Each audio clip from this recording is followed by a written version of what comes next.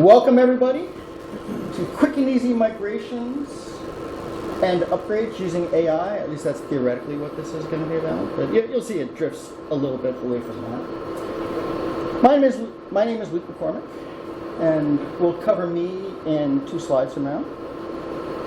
But before we do that, let us give a really heartfelt bit of appreciation for our sponsors here. Platinum sponsors Acquia, Tugboat, and Modern Woodman. Is that right? No? Oh, there's missing a gold name. Ah. Platinum sponsors Acquia, Gold sponsors Tugboat and Modern Woodman, Silver sponsors MindSing and Amazy.io, Bronze sponsors Sandstorm, Canopy, and CND, and media sponsors Drop Times and Weekly Drop. They don't get enough love. They're important for this. My name, is Luke McCormick. I do it that way because I've watched recordings of myself and I would say Luke McCormick, and no one knows what it is, right? So it's Luke McCormick. I can be found at Cell-Ear, which, funny story, is my phone number too. You can call 415-CELL-EAR and you'll reach me. Or you'll reach I never answer the phone, you'll reach my voicemail. I've been building websites since 1993, which is when the first beta versions of Mosaic were released. Since then, I've pretty much done nothing but websites of one variety or another. I've done them for Apple, for Cisco. I was part of Accenture's Drupal team for a while. I even worked for Acquia as a technical account manager for a brief and interesting period. I have a Bachelor of Science in Computer Science from Bedrock University back in the dinosaurs age. Very few of that still applies, to be honest. And an MBA, which is about as useful as that CS degree is, to be honest. I am one of the organizers at Bad Camp recently. EBDUG was a users group that I started, and I help with DrupalCon now. I'm part of the DrupalCon committee. Even back in 2010, I was the director of sponsorships for DrupalCon San Francisco and Copenhagen. That's exciting. You can hire me. You want?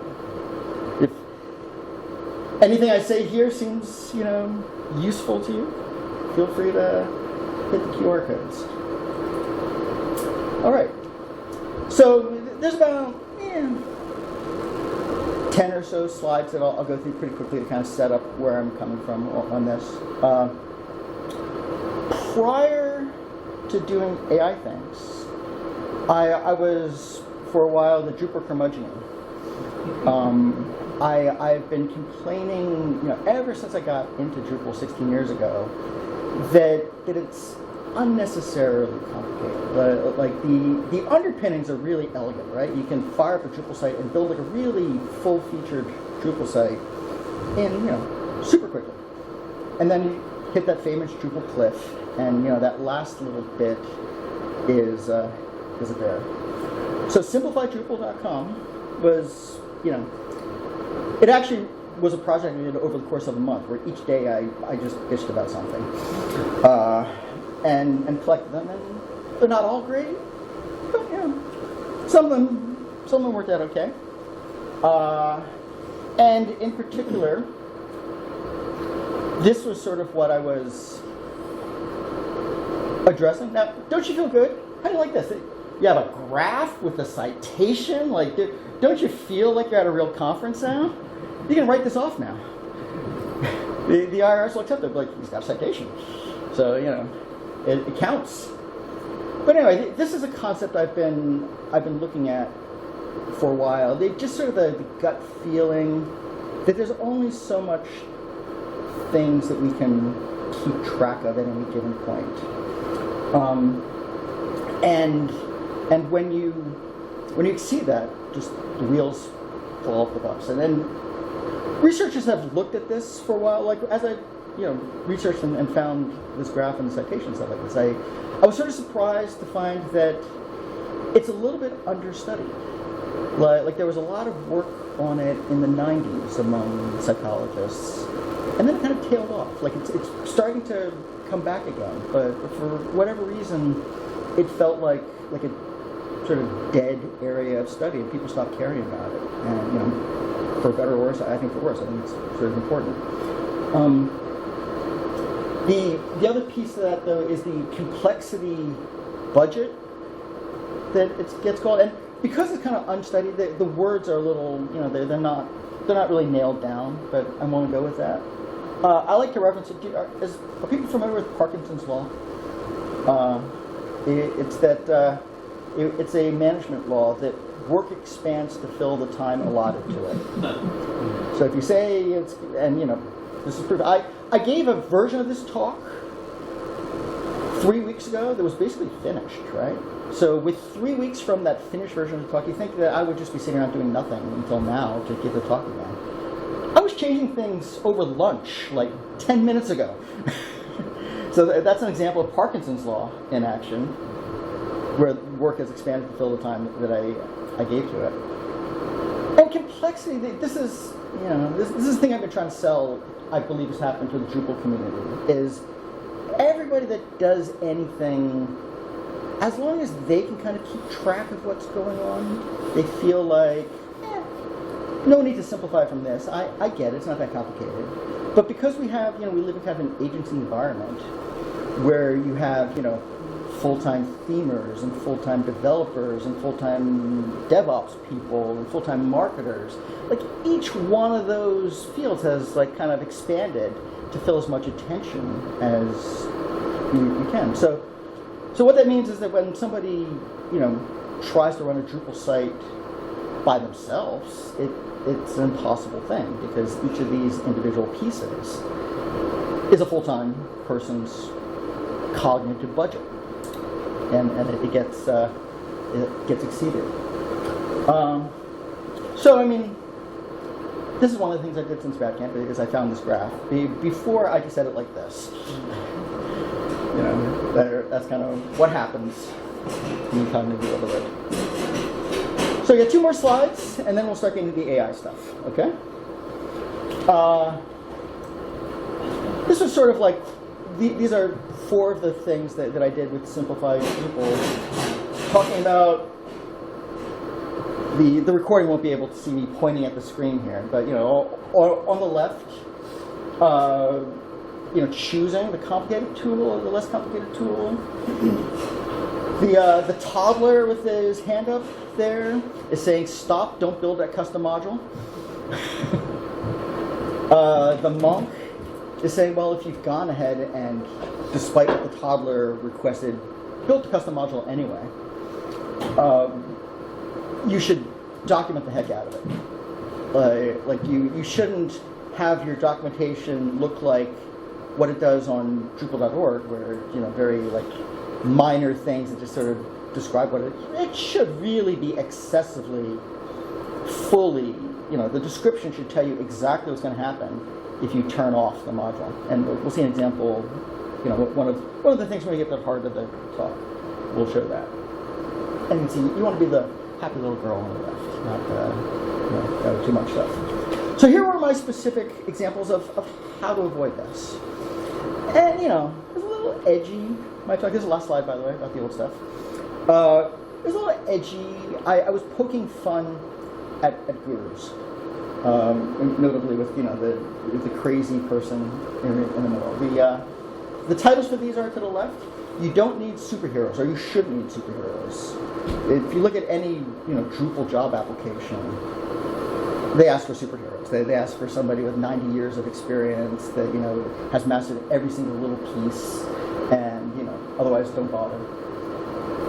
And the 2 on the right are trying to give some power to the site owners.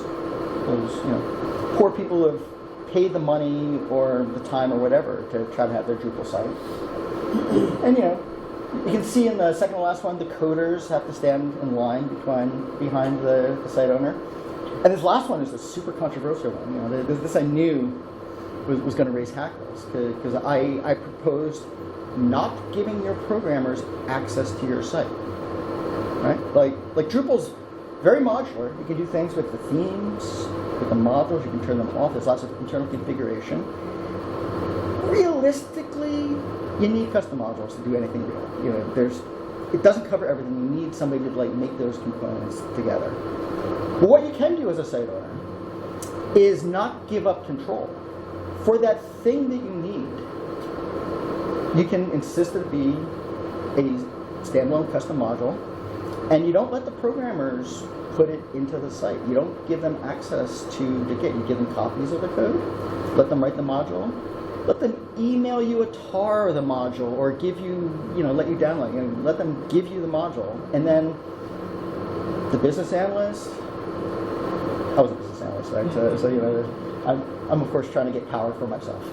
But, or the site owner, or you don't have to be that techie, right? The site builder can install the module and put it in and make sure it works. And then the person who's running the site knows how it works. Instead of the situation that I've inherited a zillion times, where the site owner has, 35 custom modules and they have no idea what they do. You don't know if you have to turn them off. I've been in more than one situation where site owners spent thousands of dollars updating a module that they didn't, in fact, need. But they didn't know what it did. So they just, did all the upgrades. All right, moving into the future. Earlier this year, so the simplified Drupal stuff was all, last year. It was all 2024. Earlier this year, I was at work and I cleared my cache for like the zillionth time. Not knowing why. I mean, sometimes I know why. If I've changed the twig template, I know I have to like clear that. But like all the time, it's like, what caches? What's in them? Are they dirty? Do I have? Why am I doing this? So I just happen to have ChatGPT running. I asked, is there a Drupal module that tells me what's in the darn caches? And I was surprised and disappointed to see, there isn't one. I'm like, really? No, you know that? There's not a module for that? Really? So I was like, all right, so, I'm thinking this doesn't sound that hard. Someday maybe I'll write a module to do this myself. I can write modules. Sure, why not? So I asked, just, asking for, like, general approach. How would I write a module that would do this? Right? Seemed like an innocent enough question. But the next bit, it popped up pages of PHP code. And I looked at that and I'm like, that looks like the PHP code for a module. Like, I honestly didn't know that it knew how to do that. Or, I mean, maybe it did, but I thought I'd have to coach it. But instead, it just volunteered. It was just like, boom, look at all this stuff. I kind of looked through it and I'm like, that looks kind of valid. So, I said, would you mind generating a zip file with that? Boom. Like a minute later, it's like, here's a zip file for this module, right? And then, it might be time for the demo here. Let's see, what's this? Based on this, I got excited about this, and it was led to here. So initially, I did a session at Stanford Web Camp in, I guess, May. Web coding for non-coders, where I go more in that one, more into the behind the scenes of this, of how they work and how LLMs work and what the options were at that point. I updated the session description for this session just today with a link to these slides, PDF of these slides. So if you want, you can go to the session after this and download this thing. And then you can, because you're not going to like write these links down, right? But you can click on them, they'll in the PDF, so you can go with that. And then just here, this is the session I gave. This is this session. Very very Inception-like, right? It's not the session we're having right now, but this is the session from 3 weeks ago at Bad Camp that's on YouTube here.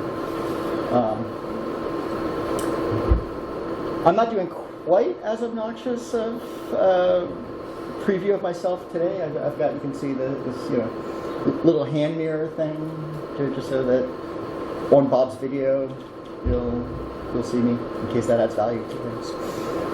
All right, and now we're about time to get into the actual demonstrations. I realized I missed a piece because I kind of,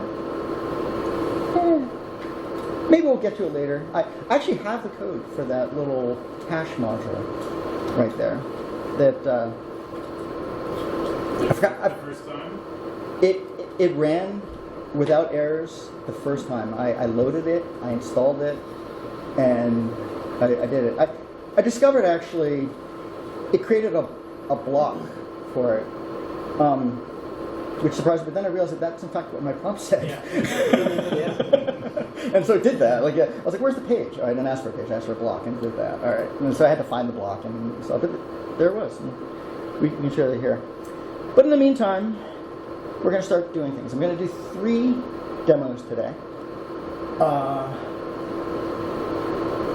have mixed emotions about whether it's better to keep things in suspense or not, but I usually think you shouldn't, but I'm going to. I'll tell you what the other ones are as they come up. What do we got? Half an hour left? This is going according to speed. So here comes the fun part. Here comes the live demo portion of it. We seem to have pretty good Wi-Fi connection here today. The LLMs seem to be responding. I've done stuff today, while I was sitting in Rick's session. I was using Cursor to do things. So let's get me out of here. That's not the best stuff ever. Where's my?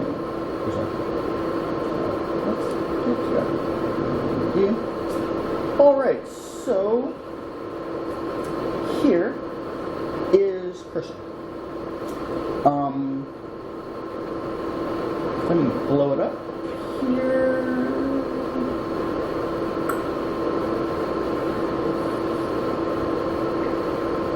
That's probably pretty small for most of the people in the room, right? Let me try to increase the font size. Too big. We need a little more space now. Yeah, maybe we'll go with that. All right. So Cursor is like a lot of the tools I see in this space. It's based on Visual Studio Code, Microsoft VSC, which lots of people are familiar with. And they all there's Cursor, there's Windsurf, there's Kira, there's a bunch of them. They all seem to look just like Cursor. So I keep trying the others, but Cursor works pretty well for me. So I keep coming back to it. I wouldn't dream of leaving it except that there's others, right? So every so often I feel the need to try the other things. I have the $20 a month Pro subscription to Cursor.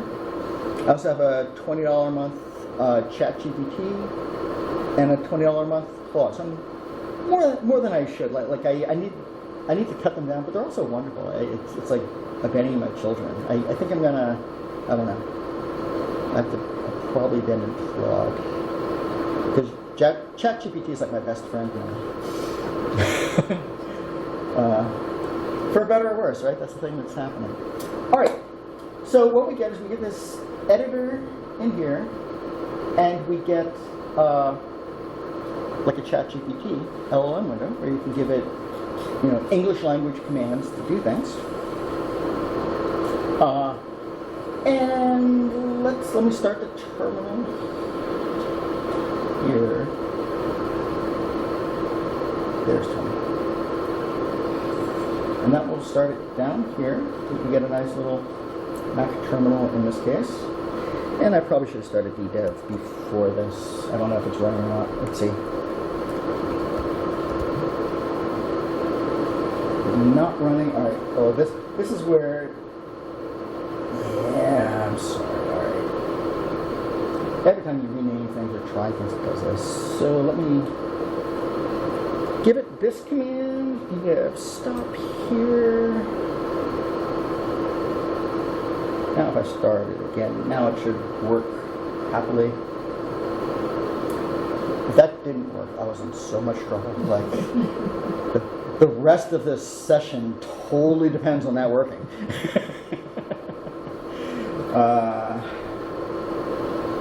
And now that I've jinxed it, let's see if I survive.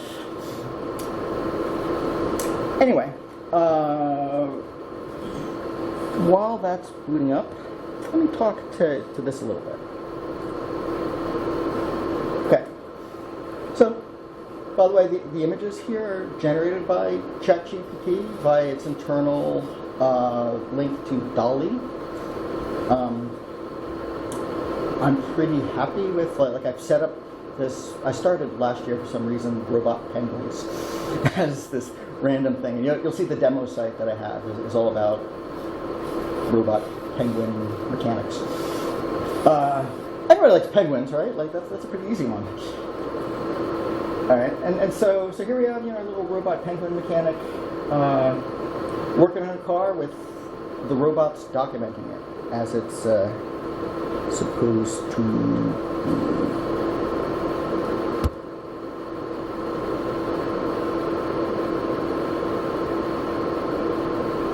Alright, we're going to see an error on the site that I launched just a second, so gotta love those live demos. But hopefully the rest of this will work. Let's find out. So let's get out of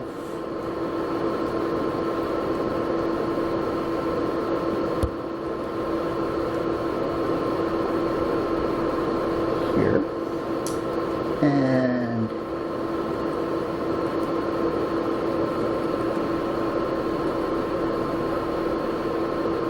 where'd my cursor window go?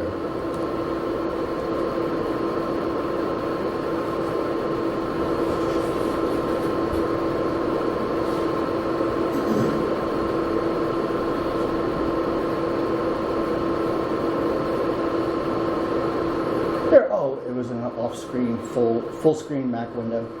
That explains it. All right. So it is now started up, and let me make sure I'm looking at the right window when I do this. Yeah. So let me make this bigger so you people in the back can see it.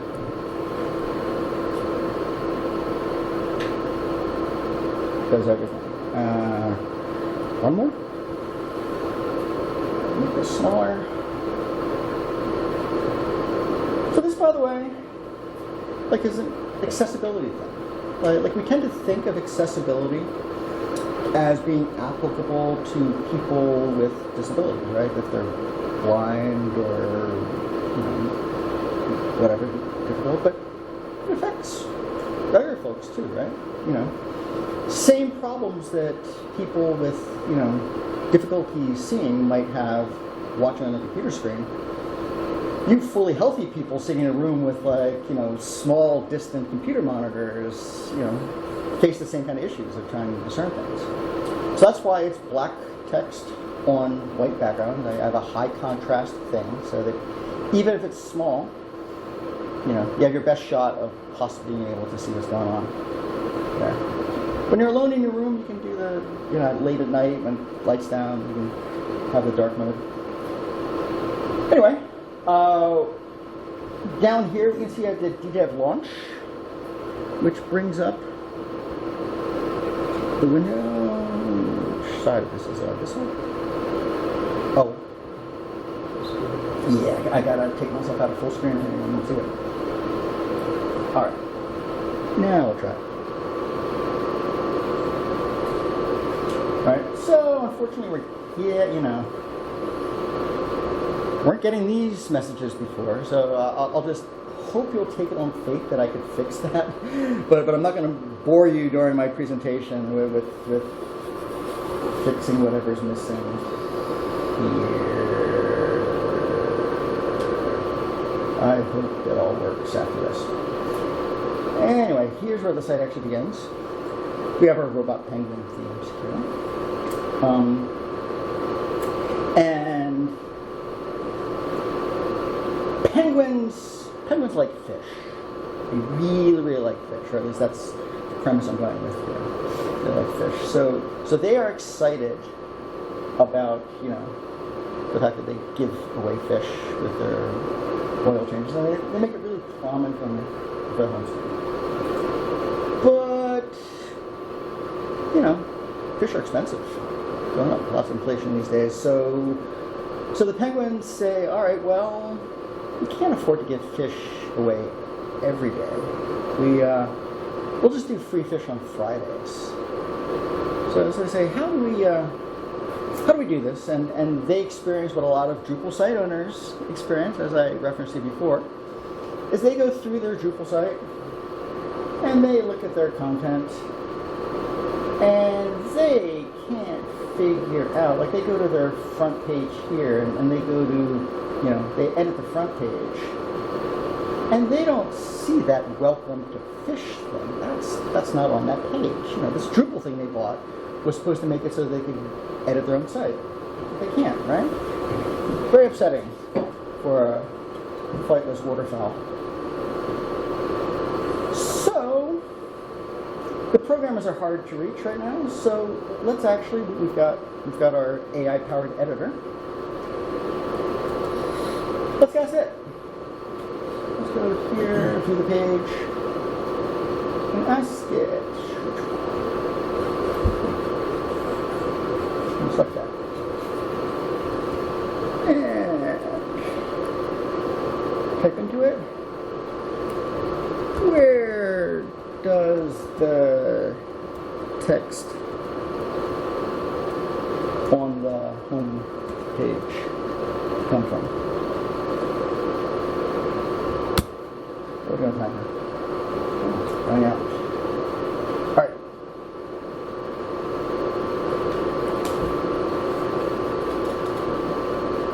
I'm sorry, I just realized I've skipped already to the second demo. I totally skipped the one I said I was going to do. So there goes that. Does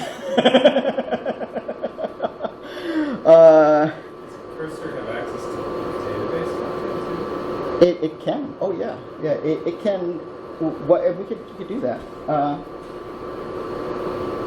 Good question. Person who let's maybe do that a little bit. It found it though. So it says it searched the code base. And it said, it found it, it's hard-coded in the front page template, which is this thing that I've dealt with on several times, and it kind of blows my mind, right? Like I've inherited sites from people that they want me to work on, and I look to change something, and literally like the biggest thing, the hero stuff on the front page is not user accessible, and you have to hire the programmers and like wait weeks, spend thousands of dollars to change like 3 words. I've seen this on more than one occasion, and I've had the programmers change that in the past. Usually I'll specify that make that some kind of content item that can be edited. But what we can do here is it says it's here. So what I'm going to ask it to do, and it runs into trouble sometimes with this, but let's go. Can you make this into a theme parameter that can be changed by the user? Breaking one error, so you shouldn't call things users, but whatever. Tell me before you do it.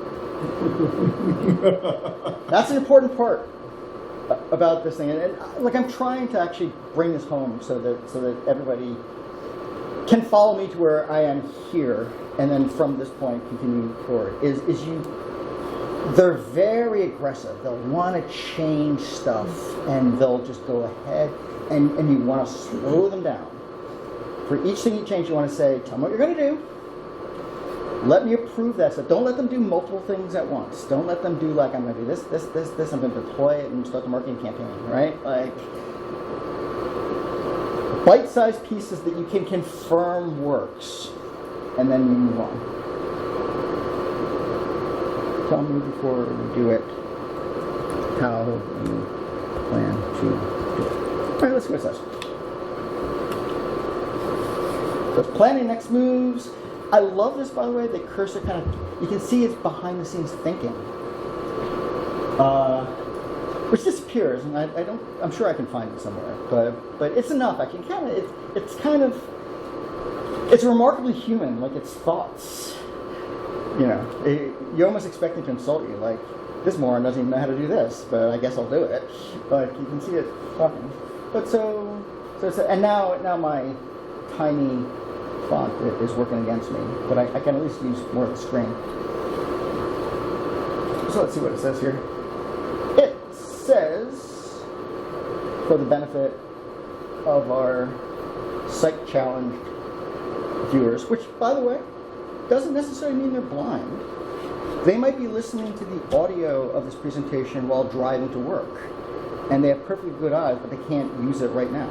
And more that accessibility is not only for disabled people, right?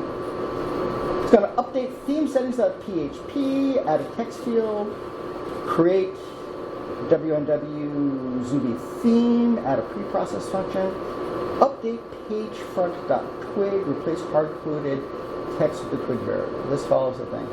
All right. Now, I've done this before, and I know that it screws up stuff when it first tries it. So I'm going to ask it to do it very carefully. When you change the template, include visible debugging markup so that I can confirm that it's working. All right. Shut up.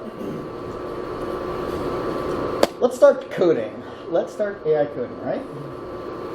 So it's making changes to theme settings.php. And here's kind of a funny thing, like you can follow what it does. You can see its changes. But for some reason, and maybe I can find the setting in cursor that allows this, it doesn't show it by default. I have to actually bring up a file first, you'll see. I'm not even sure if I have to do it in the actual theme itself, but you'll see in just a moment. I'll go into my custom themes, templates, page. Here we can see the page. And finally I get it to pop up. What I really wanted was this little display here, where it politely asks me, step at a time, keep them under control, whether we want to do this change. And you can go down and you can see, here's the old headline, hard-coded. Here's the new headline coded in there. When I'm doing this for real on an actual client's project, like I actually read these things. But this is both a demo, you don't have much time, and it's all on a DDEV thing. So I'm willing, and it nicely says, okay, review next file. Here we have the theme settings. By the way, notice what a great educational thing this is. Like you can sit down and try to read a book about how to do Drupal programming, and you'll fall asleep in 5 minutes, right? But if you open up your site and have it do something, and have it like make these changes in just a handful of lines, it's fairly straightforward to look and see what it did. If you don't understand it, you can ask it to explain it. I've done this quite a few times. So it's really fantastic. So in the theme, I'm not going to read this now, but it's making a processing function.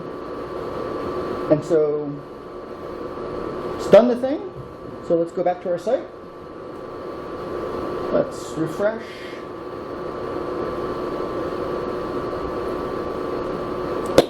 Okay, it has changed now. It's funny. My friend who I'm staying with is a big fan of the Titanic inhibitor. So what we're seeing here is the demo text that I showed to him last night. Thank God it was, not something spicier. But yeah, so Actually, it got it in one here. So let's go take a look, right? Let's look at the settings and appearance here, and you can see, here's text. Free fish at Northeast Drupal Summit On Fridays. on That's Friday. business purpose. We got to Yeah. Save configuration, go to the home page. How easy was that, huh? But you're right, you never explicitly told it to make the change. No, I didn't in this case. I told it to do The it. key. The You said when you do this, make sure to do this, and then you said, great, I'm going to go ahead and do it. maybe. I wasn't, you might be right. I thought it was following the instructions. If you're keeping it controlled like this, one thing at a time, it's pretty good about running out of time. So it's pretty good about, like, if it does something you didn't want to do, it'll undo it for you. So far, until it launches the missiles and harvests our organs. Because that's going to happen any day now. All right, let's go back to the PowerPoint.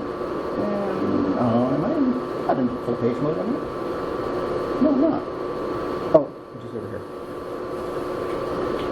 Yeah, so that was actually hard-coded text.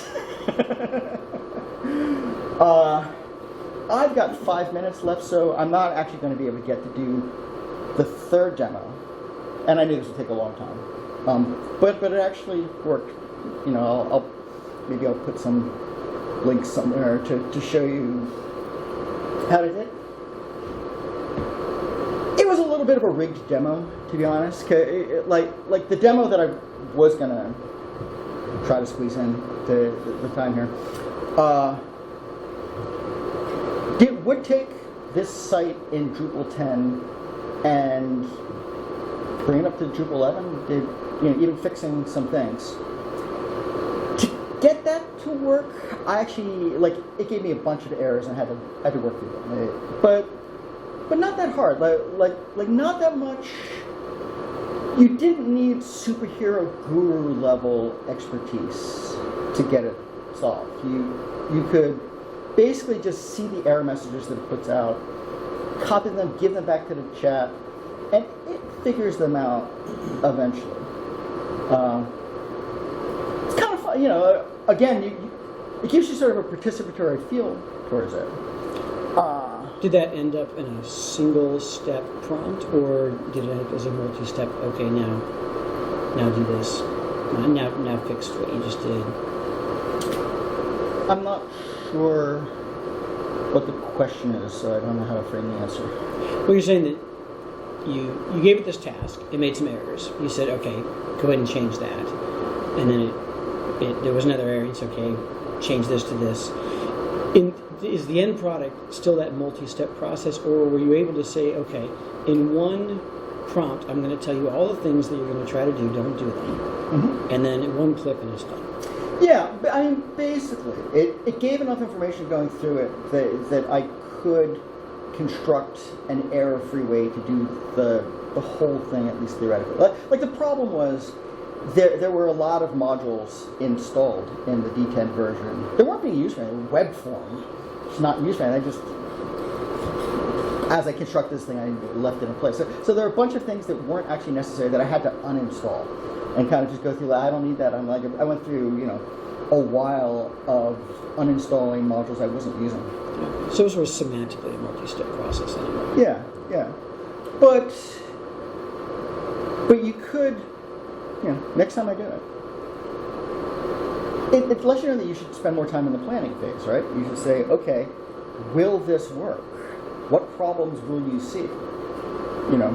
And it's kind of good enough to, it can spot the problems, but doesn't know what to do with them, right? It says, okay, this module doesn't have a D11 version. And then it will start writing the D11 version for the module, and you can be like, no, I don't use that module. Just, uninstall it. And there's a lot of steps like that. All right, let me see if I can squeeze the documentation thing, because this is fun. Back to, this one. This was, by the way, the robots are freeing a baby that's trapped inside a car. The AI knew that I wanted the penguin to be holding a Slim Jim. I didn't actually know that. I forgot the name of it. I was like, yeah, do you want to use a Slim Jim? But it doesn't know what a Slim Jim looks like. So, and several attempts did not succeed with that. All right, so let's try to where's my window here? Over here. I am really out of time. We have the unconference after this, right? And I'm going to squeeze it just a little. If anybody just wants to take off, I won't be offended at all because I'm about to run out of Can time. I ask you a question as we're talking? Absolutely. Does, so I've never used Cursor, I use Augment. When you write your prompt, does it have a feature that like rewrite the prompt for you? Because I find that's really helpful. Like I can ask it the question, like I want to do this thing in the site, but then I click the rewrite prompt thing and it makes it more specific and more truly, and then I get a much better result. I was curious about that. Doesn't offer to do that automatically, but my experience is that if you ask it to do things like that, it will do it. It's got modes. It's got planning mode and coding mode and tasks, things like that. But it doesn't seem to, from my perspective, it doesn't seem to care that much about it. I've experienced where I've been doing planning stuff, and I ask it to do things, and it says, well, I'm in planning mode. You know, like it seems to know what its job is, but it's pretty easy to get it to just switch back and forth between them. Do I have time? So let me close this. So let's go. All right. Let me go to here, because this is one of the things that kind of bugged me. So I think I can do this with one prompt actually. So in our modules directory here, I've got a bunch of custom modules, and this is thinly changed. I don't think you can tell which client that I'm thinking about, but this is real stuff, right? This is, these were the actual descriptions for it. Pages module contains project-specific overrides and hooks. Like that's the description that the programmers left on these things, right? So let's just have it change them all at once, shall we? We're in here, and let me make sure ddev. I'm probably in the wrong. Yeah, okay. Yeah, upgrade 0. All right, we're on the right thing. Good. It's still got the debugging code, but you'll take my word that if you ask it to remove the debugging code, it'll do that fine.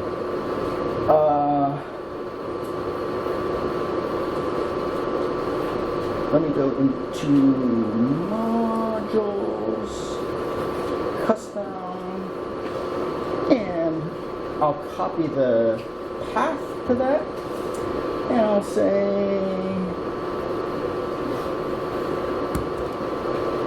next assignment. Next assignment. Misspelled. Please figure out what the modules in do and change their descriptions to say what their function is. Please.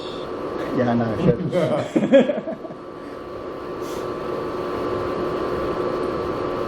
Alright, and I told it to make the changes. I think it might, alright, it's reading the info files. I can see the current description. It's reading the module files. Planning the next moves. Reading invoices.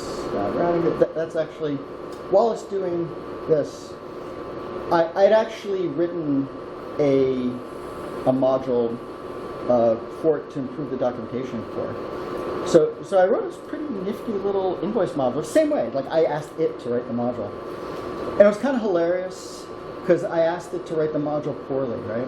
I had to specify, like, don't give it a descriptive name, don't write any tests, don't write a read. Like I had to tell her all the like proper things, or else I would have done them just automatically.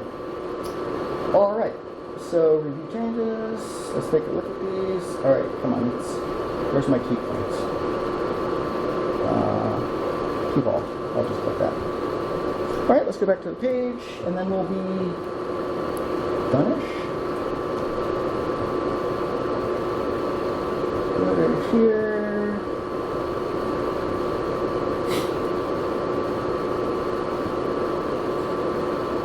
Three minutes overtime. I'm so bad. I'm sorry.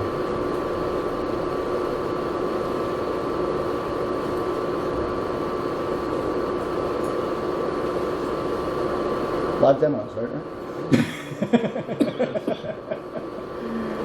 I don't know how long I'm going to wait for this. Why is it running so slowly? Come on, people.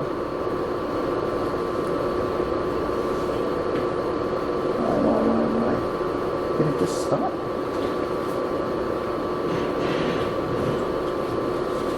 Always takes out trash the most inopportune moments, right? Well, thank you. Yeah. Thank you. Thank you for coming, everybody. I appreciate it. It's almost an